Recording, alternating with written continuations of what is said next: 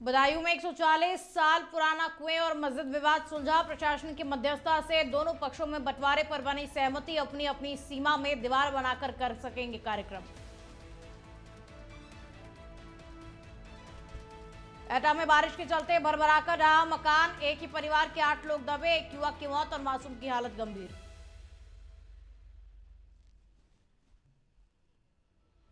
पीलीभीत में तेज रफ्तार का कहर। कार और टेम्पो की आमने सामने टक्कर। हादसे में 5 की मौत और 5 गंभीर रूप से घायल। पुलिस मामले की जांच पड़ताल में जुटी। अयोध्या के राजा विमलेंद्र मोहन का निधन। राज सदन आवास पर ली अंतिम सांस। राम मंदिर ट्रस्ट के थे सदस्य। सीएम योगी आदित्यनाथ ने जताया दुख।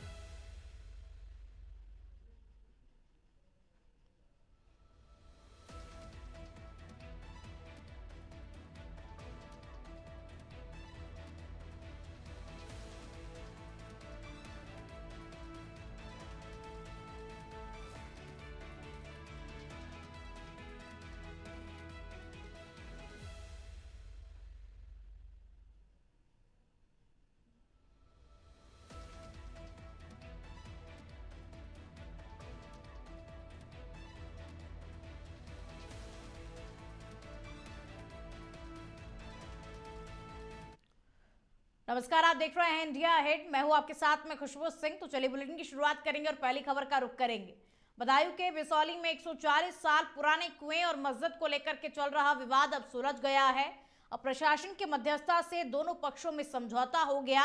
मामला कस्बे के मोहल्ला गदरपुरा का है और जहां पर गुरुवार को कुएं की बाउंड्री पर भगवा रंग किया गया, जिस पर मुस्लिम पक्ष ने आपत्ति जताई और जिसके बाद में पुलिस ने बाउंड्री पर सफेद रंग करवा दिया और इससे हिंदू पक्ष नाराज हो गया और उन्होंने इसे आस्था से छेड़छाड़ बताया और जिस पर एसपी देहात बिसौली, एसडीएम और सीओ सहित पुलिस बल मौके पर पहुंचा। अधिकारियों ने दोनों पक्षों से बातचीत कराई। इसमें तय हुआ कि दोनों पक्ष अपनी सीमा में दीवार बनाएंगे, जहां वो अपनी परंपरा और धार्मिक रीति रिवाज के अनुसार कार्यक्रम भी कर सकेंगे और वहीं पुलिस क्षेत्र में निगरानी भी कर रही है ताकि किसी भी प्रकार की कोई भी विवाद जैसी स्थिति उत्पन्न ना हो। तो 140 साल पुराने विवादित कुएं और मस्जिद का मामला अब सुलझ गया है। कुएं की बाउंड्री पर भगवा रंग करने से पहले मुस्लिम पक्ष नाराज हुआ। उसके बाद में पुलिस वहां पर पहुंची और बाउंड्री वॉल का रंग जो है उसे सफेद करवा दिया गया। इस पर हिंदू पक्ष नाराज हो गया। हालांकि बाद में सहमति बन गई और यही कहा गया कि अपने अपनी सीमा में रहकर के दीवार बनाएं और उसमें अपने अपने रीति रिवाज के अनुसार कार्यक्रम भी करें।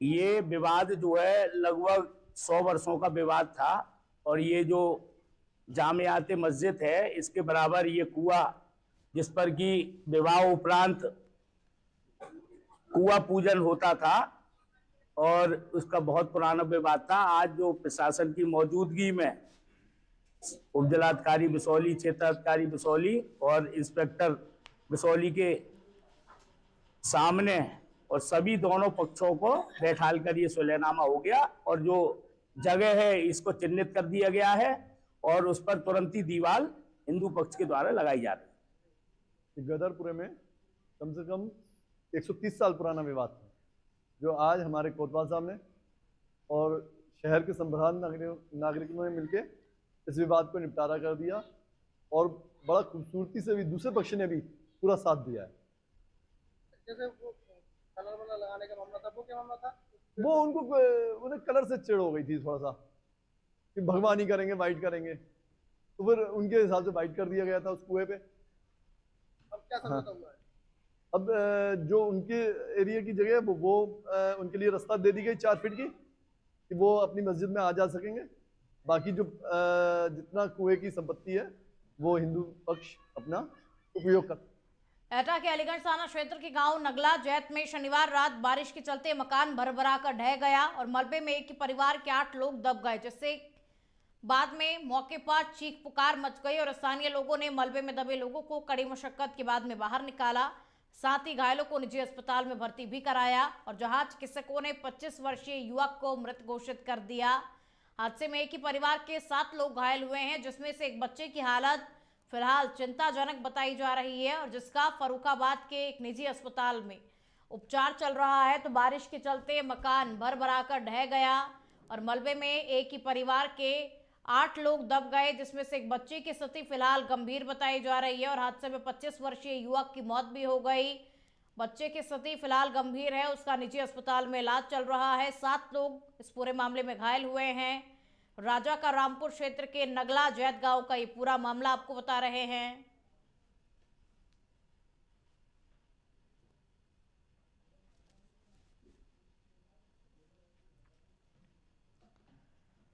श्रावस्ती से खबर अब आपको बता दें, नाबालिग लड़की की खरीद फरोख्त करने वाले आरोपी को अरेस्ट किया गया। थाना कोतवाली भिनगा पुलिस ने 5 अभियुक्तों को गिरफ्तार किया और पुलिस ने भकला राप्ती पुल के पास से आरोपियों को गिरफ्तार किया। एसपी घनश्याम चौरसिया के निर्देश पर यह कार्रवाई की गई है और वादिनी ने थाने में तहरीर दी थी। 70,000 रुपए में बेचने और धमकी देने का आरोप भी लगा। नाबालिग को ग्राम हरिहरपुर रानी में बंधक बना करके रखने की शिकायत भी मिली थी।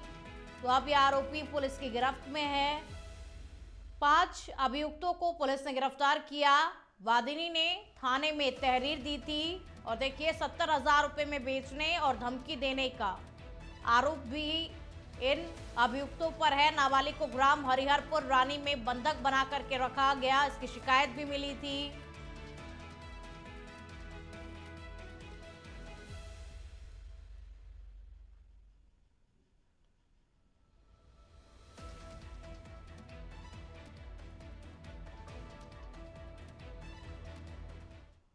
हापुड़ से खबर का आप रुख करेंगे। हाईवे पर कार चालक रईसजादे का जानलेवा स्टंट देखा गया। चलती कार का स्टीयरिंग छोड़कर के बोनट से छत तक ये रीलबाज लड़का घूमा और रील बनाने के चक्कर में युवा अपनी जान जोखिम में डाल रहे हैं। पुलिस समय समय पर रीलबाजों पर चालान की कार्रवाई भी करती है और स्टंट करते हुए युवक का वीडियो अब सोशल मीडिया पर जमकर के वायरल हो रहा है और हापुड़ के हाईवे 9 का ये वायरल वीडियो बताया जा रहा है और ये वायरल वीडियो इस वक्त आपकी टीवी स्क्रीन पर। तो चलती कार का स्टीयरिंग छोड़कर के बोनट से छत पर ये युवक चला गया और देखिए इस तरीके की स्टंटबाजी करना बिल्कुल भी आपके लिए ठीक नहीं है। पुलिस बार बार यही आह्वान करती है किस तरीके से रील की वजह से सोशल मीडिया पर कुछ लाइक्स की वजह से आप इस तरीके के स्टंट ना करें, लेकिन कुछ रईसजादे हैं जो इस बात को नहीं समझते और इस तरीके की रीलें बनाने के लिए अपनी जान को जोखिम में डालते हैं।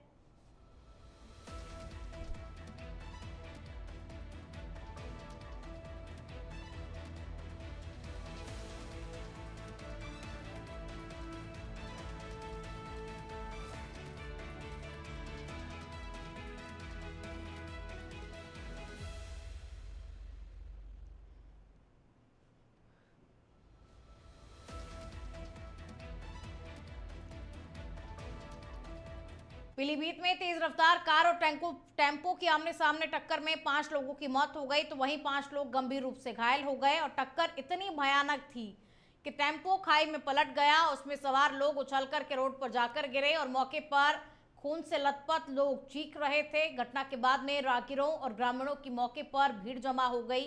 पुलिस मौके पर पहुंची और सभी घायलों को अस्पताल भेजा गया। मृतकों में 2 महिलाएं, 2 बच्चे और 1 पुरुष भी शामिल हैं। थाना जहानाबाद इलाके के पास बिसेन के पास की पूरी घटना है। टक्कर होते ही कार के सभी एयरबैग खुल गए, जिसमें कार सवार सभी लोगों की जान बच गई। मौका पाकर सभी लोग कार छोड़कर के फरार हो गए और पुलिस ने कार को अपने कब्जे में लेकर के आरोपियों की तलाश भी शुरू कर दी है।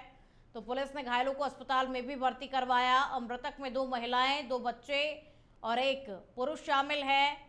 जहानाबाद इलाके के गांव बिसेन के पास की पूरी घटना है। बाकी घायलों को पुलिस ने अस्पताल में भर्ती करवाया। तो तेज रफ्तार कार और टेम्पो की भीषण भिड़ंत हो गई आमने सामने। इस हादसे में 5 लोगों की मौत हो गई और 5 लोग गंभीर रूप से घायल हो गए, जिन्हें अस्पताल में भर्ती करवाया गया। और हालांकि पुलिस ने कार को भी अपने कब्जे में ले लिया और आरोपियों की तलाश अब पुलिस कर रही है।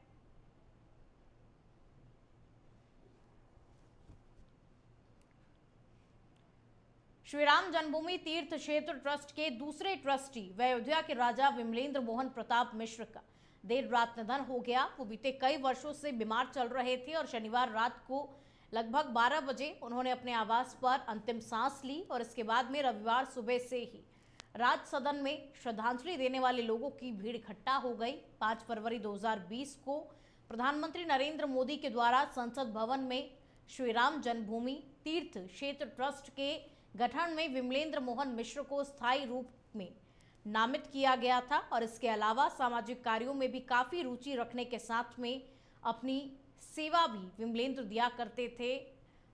और देखिए 71 साल की उम्र में इन्होंने अपनी अंतिम सांस ली। कई वर्षों से बीमार चल रहे थे और अब सीएम योगी आदित्यनाथ ने भी दुख जताया है। राम मंदिर ट्रस्ट के सदस्य विमलेंद्र थे जिनका कल देर रात निधन हो गया। बीमारी के चलते उनका निधन हुआ।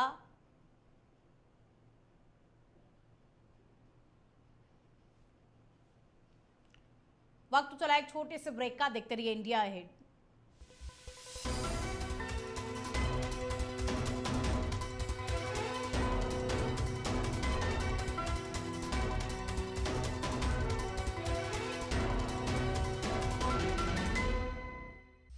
ब्रेक के बाद में एक बार फिर से आप सभी का स्वागत है। बिजनौर जिले में एक दर्दनाक घटना हुई है जहां पर बीएसएफ जवान ने अपने 1.5 साल के बेटे के साथ में गंगा नदी में छलांग लगा दी और 4 दिन पहले जवान की पत्नी भी नदी में कूद गई थी जिसका अभी तक शव नहीं मिला। और जानकारी के अनुसार नजीबाबाद के वेदविहार कॉलोनी के रहने वाले 31 वर्षीय बीएसएफ जवान राहुल की पत्नी ने 19 अगस्त को गंगा नदी में छलांग लगा दी जिसकी तलाश अभी तक चल रही है। और पत्नी के वियोग में राहुल ने 1.5 साल के बेटे को गोद में लेकर के बैराज पुल से गंगा में छलांग लगा दी। पुलिस टीम पीएसी के गोताखोरों के साथ में मिलकर के राहुल, उसके बेटे और पत्नी की खोजबीन करने में जुटी हुई है। बीएसएफ जवान राहुल नजीबाबाद से किराए की गाड़ी करके बिजनौर अस्पताल आए थे और अस्पताल से दवाई लेने के बाद में राहुल बिजनौर बैराज पहुंचा और बैराज पर कार को जाने से वहां तैनात पुलिस के जवानों ने रोक दिया और इस पर बीएसएफ जवान गाड़ी को वहीं छोड़कर बेटे के साथ में बैराज पर चला गया। कुछ देर टहलने के बाद में राहुल अपने बेटे को गोद में लिए हुए गंगा नदी में कूद गए और वहां पुलिस के जवानों ने गोताखोरों को बुलाया और दोनों की तलाश शुरू कर दी। और अब जवान, उसकी पत्नी और उसके बेटे की तलाश की जा रही है। बदायूं से खबर अब आपको बता दें, गर्दन कटी हालत में शादीशुदा युवती की लाश मिली और घंटों पुलिस बूथ के पास में घायल युवती और सूचना पर पहुंची पुलिस ने निजी अस्पताल पहुंचाया। माफ कीजिएगा, युवती की लाश नहीं मिली, युवती घायल थी और घायल युवती की हालत फिलहाल गंभीर बताई जा रही है। एम्बुलेंस से बदायूं से रेफर किया गया और पति पर झगड़े के बाद में गर्दन काटने का आरोप है। और 1 वर्ष पूर्व युवती ने लव मैरिज की थी। लड़की की ससुराल बहजोई में है, लड़की का ससुराल, और वहीं पति पत्नी में झगड़ा हुआ था। और आज सुबह युवती घायल हालत में मायके मरोला आ रही थी। मेन चौराहे इस्लाम नगर तक किसी वाहन से आई थी और उसके बाद में वहीं बेहोश हो गई। इस्लाम नगर चौराहे का ये पूरा मामला बताया जा रहा है।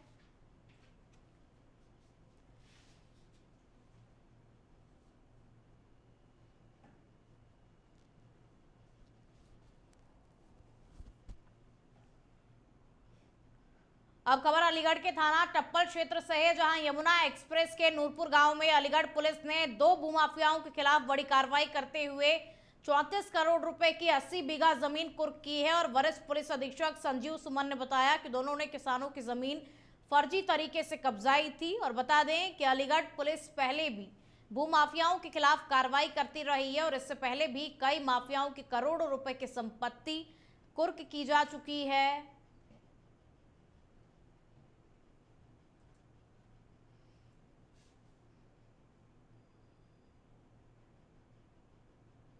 माननीय मुख्यमंत्री और प्रदेश सरकार की मंशानुरूप जितने भी भूमाफिया हैं उन पर नकेल कसने हेतु अलीगढ़ पुलिस ने एक अच्छी कार्रवाई की है। थाना टप्पल थाना क्षेत्र में 107 बीएनएसएस के तहत लगभग 15,200 स्क्वायर फीट जमीन जो कि निवेशकों को ठग के अर्जित की गई थी, उससे आज कुर्क किया गया है। इसकी बाजार में कीमत लगभग 33 करोड़ है या इससे ज़्यादा है। इसमें जितने भी हम लोगों ने अभी तक जो कार्रवाई की है उसका एक संक्षिप्त विवरण मैं आपको देना चाहता हूँ। इसमें सबसे पहले एक कंपनी बनाई गई थी 21st सेंचुरी। इस 21st सेंचुरी में निवेशकों का पैसा लिया गया, उसके बाद इसको दूसरी कंपनी में मूव कर दिया गया E2ES नाम की वो कंपनी थी जिसके प्रोप्राइटर 3 लोग थे, शारिब तस्नीम, साद रहमान और मोहम्मद आमिर। इन तीनों लोगों ने मेजरली जो फ्रॉड है, मेजर फ्रॉड यहाँ किया। ये पैसे सारे यहाँ कन्वर्ट करके इन लोगों ने प्लॉटिंग्स करनी शुरू की यूडा की ज़मीनों पे, जो कि ऑलरेडी नोटिफाइड एरियाज है, जहाँ पे बिना परमिशंस के, बिना नक्शे पास के कोई। बुलेटिन में फिलहाल के लिए इतना ही। देखते रहिए इंडिया अहेड। नमस्कार।